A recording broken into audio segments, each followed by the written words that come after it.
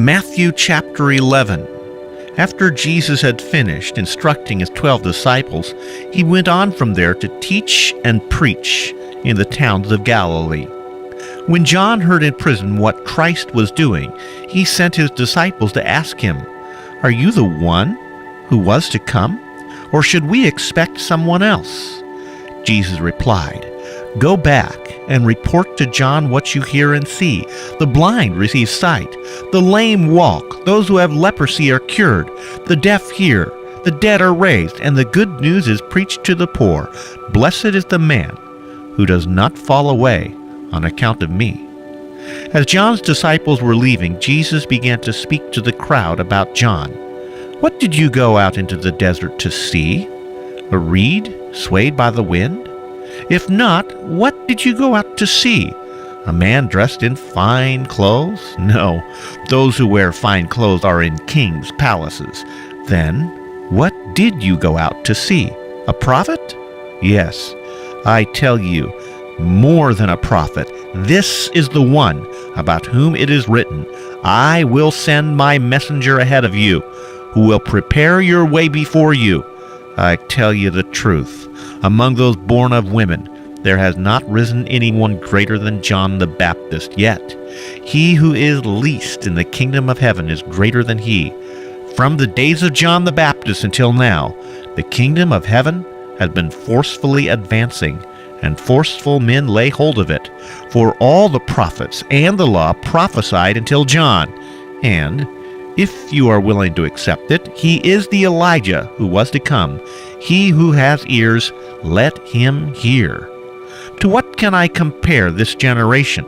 They are like children sitting in the marketplaces and calling out to others, 'We played the flute for you, and you did not dance. We sang a dirge, and you did not mourn. For John neither came eating or drinking, and they say, he has a demon. The Son of Man came eating and drinking, and they say he's a glutton and a drunkard, a friend of tax collectors and sinners. But wisdom is proved right by her actions." Then Jesus began to denounce the cities in which most of his miracles had been performed, because they did not repent. "Woe to you, Chorazin! Woe to you, Bethsaida! If the miracles that were performed in you had been performed in Tyre and Sidon, they would have repented long ago in sackcloth and ashes. But I tell you, it will be more bearable for Tyre and Sidon on the day of judgment than for you.